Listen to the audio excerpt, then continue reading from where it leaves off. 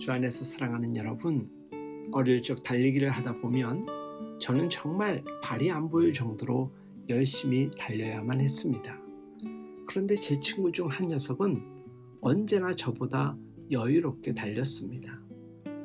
지금 생각해보면 초등학교, 중학교 때 언제나 저보다 키가 10cm 이상 컸습니다. 때로는 그 친구를 어떻게든 이겨보려고 성급함과 서둘러 뛰어보았지만 이내 넘어지곤 했습니다. 언젠가부터 알게 되었지만 사람은 저마다 보폭이 다르다라는 것을 알게 되었습니다. 아이의 보폭으로 어른의 보폭을 따라갈 수 없다는 것은 자명한 사실입니다. 가장 알맞은 보폭은 큰 보폭일까요? 아닙니다. 가장 알맞고 좋은 보폭은 크고 빠르다고 좋은 것이 아니라 자기에게 적당한 보폭이 최고입니다. 괜히 다른 사람의 보폭을 따라 하다가는 낭패를 볼 수 있습니다. 장거리 선수와 단거리 육상 선수는 뛰는 방식이 다릅니다. 성급하게 서두르다 낭패를 당하기에 단거리는 단거리대로, 장거리는 장거리대로 알맞은 보폭으로 뛰어야만 합니다.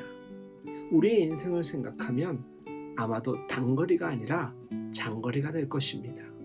주변을 보면 너무 빨리 달리다 중도 탈락하고 포기하는 사람들이 적잖게 보입니다.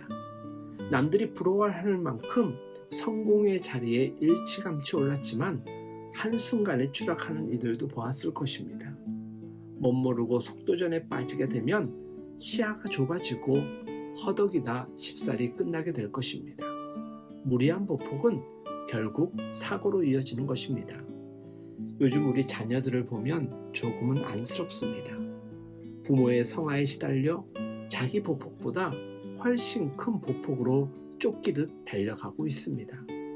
한국 사회의 자녀 교육은 멀리 보지 않고 앞만 보며 고3 때까지 그저 전력 질주 하게끔 합니다. 그래서인지 몰라도 대학만 가거나 혹은 고등학교 졸업한 이후로 상당히 많은 젊은이들이 정체성 혼돈과 욕구 폭발에 시달린다고 합니다. 자신의 본래 보폭을 잃어버리면 삶의 균형은 언젠가는 깨어지고 지금 괜찮아 보일 수는 있어도 곧 지치기 마련입니다. 속도를 강조하는 질주의 문화는 옆을 돌아볼 여유를 주지 않습니다. 내 뒷사람과 내 앞사람만 존재할 뿐 옆사람은 존재하지 않습니다. 뛰는 사람들은 이미 경쟁에 내몰려 있기 때문에 뒤지지 않으려고 그저 더 뛰는 길밖에 없습니다. 성공을 위해 달리기만 하는 사람들은 대체로 삶의 본질과 과정 논리를 생략하곤 합니다. 걷는 사람과 뛰는 사람은 다릅니다. 뛰는 사람은 생각할 겨를이 없습니다. 누구나 자기에게 맞는 걸음이 있는데 스스로 어디로 가고 있는지, 내가 어디에 있는지 생각할 줄 아는 사람은 자기 보폭을 유지할 수 있고 앞으로도 유지할 줄 아는 사람입니다. 지금이라도 보폭의 크기와 깊이, 속도를 체크하면 그나마 훗날이 더 기대될 수 있을 것입니다. 삶은 의외로 결과보다 과정이 중요하게 여겨지는 날이 반드시 오곤 합니다. 빠른 것을 요구하는 세상일수록 디지털보다 아날로그를 지향해야 합니다.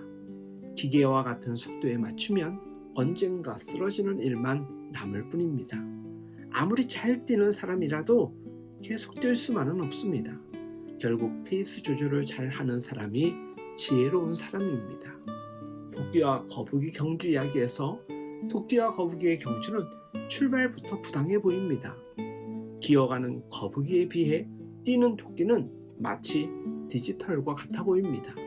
마치 요즘 세상이 그렇습니다. 당장은 디지털이 이길 것 같아 보이지만 길게 보면 아날로그가 더 나을지도 모릅니다.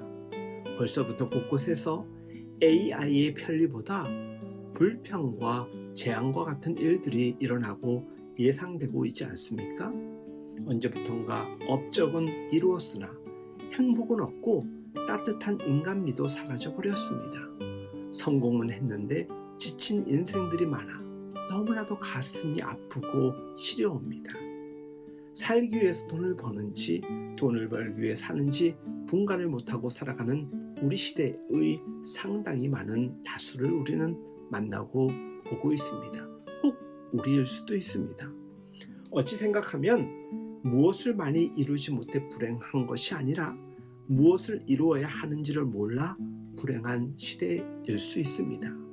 주 안에서 사랑하는 여러분, 다른 사람을 신경 쓰거나 눈치 보지 말고 더욱이 흉내내지 마십시오.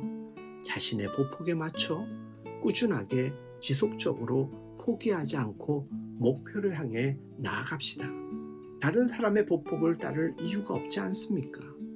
동백꽃은 아주 천천히 여유롭게 겨울바람이 불어오는 11월부터 피어오르기 시작하지요. 개나리 벚꽃, 철쭉과 장미 등의 개화 시기에 상관없이 자신의 페이스대로 칼바람이 부는 겨울에 그는 아름다운 자태를 드러내고 있습니다. 자신의 능력에 맞게 꾸준히 의미 있는 것을 추구하다 보면 우리에게 의미 있는 위대함이 다가올 것입니다. 사랑하는 여러분, 숨막힌 분들은 이제 인정할 것 인정하고 숨 좀 고르십시오. 너무 여유를 부리고 있는 분들이 계시다면 이제 인정할 것 인정하고 부지런히 발을 내딛어 보시기 바랍니다.